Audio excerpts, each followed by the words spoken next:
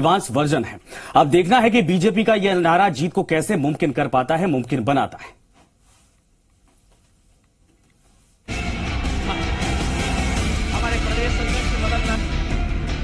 मोदी की टोंक रैली का लोकसभा चुनाव की तारीखों के ऐलान से एक पखवाड़ा पहले की ये तस्वीरें याद कीजिए।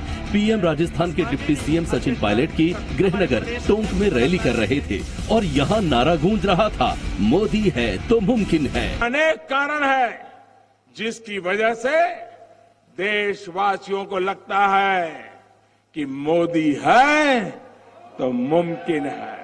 2014 का चुनाव जिताओ नारे अच्छे दिन आने वाले हैं का ही एडवांस वर्जन है ये नारा, जिस पर बीजेपी 2019 का चुनावी घमासान में बड़ा दाव लगाया है कि मोदी है तो मुमकिन है। अच्छे दिन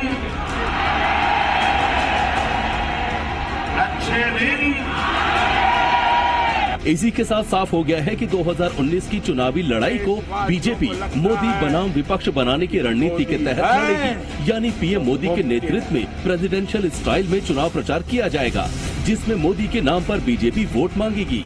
जो लोगों का भरोसा था, विश्वास था नरेंद्र भाई मोदी के प्रति, वो और मजबूत हुआ है और 19 के चुनाव में और प्रचंड बहुमत से नरेंद्र भाई मोदी देश के प्रधानमंत्री बनेंगे।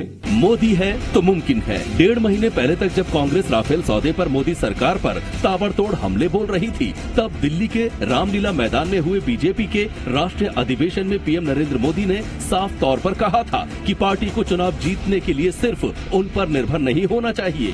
14 फरवरी को हुए पुलवामा आतंकी हमले के जवाब में 26 फरवरी की रात को की गई सर्जिकल एयर स्ट्राइक 2 ने तस्वीर बदल दी। मोदी है तो मुमकिन है, इस नारे के साथ अब बीजेपी को भी लग रहा है कि 2019 में 300 से ज्यादा सीटें जीतने का लक्ष्य हासिल करना मुमकिन है।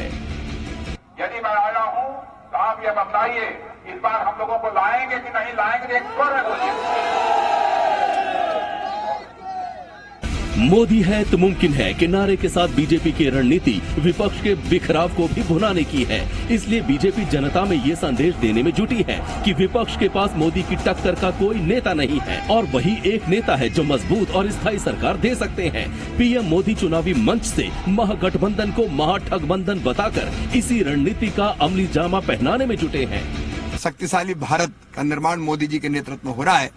वो मजबूर लोग जो महागठबंधन बना रहे हैं वो ठगबंधन है, वो देश को सुरक्षित नहीं रख सकते। एक दिन पहले की तस्वीर देखिए, मोदी ने Noida metro blue line extension को हरी झंडी दिखाई थी। उस दौरान मेट्रो में सफर के दौरान वो जनता का मूड भी भांपते दिखे।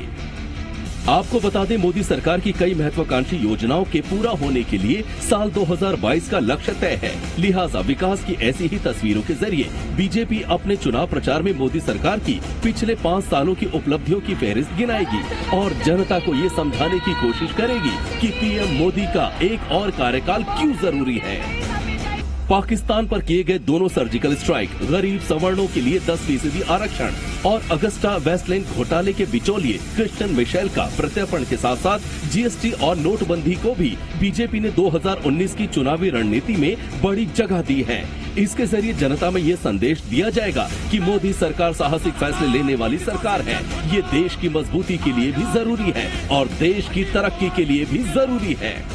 सौगंध मुझे इस मिट्टी की, मैं देश नहीं मिटने दूंगा।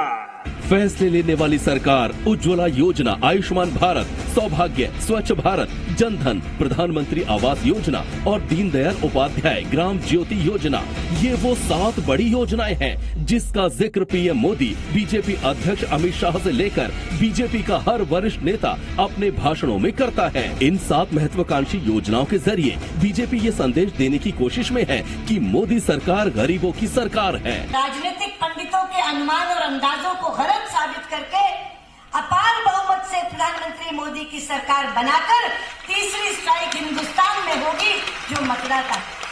2014 के आम चुनाव में बीजेपी 16 सहयोगी पार्टियों वाली एनडीए के साथ चुनावी मैदान में थी। इस बार यूपी से लेकर हिंदी पट्टी में कांग्रेस से मिल रही टक्कर को देखते हुए बीजेपी पर नाराज पुराने सहयोगियों का साधने की रणनीति पर तेजी से काम कर रही है, तो वहीं दक्षिण भारत और पूर्वोत्तर में नए सहयोगी पार्टियों से गठबंधन करने में जुटी है। ब्यूरो रिपोर्ट, जी मीडिया।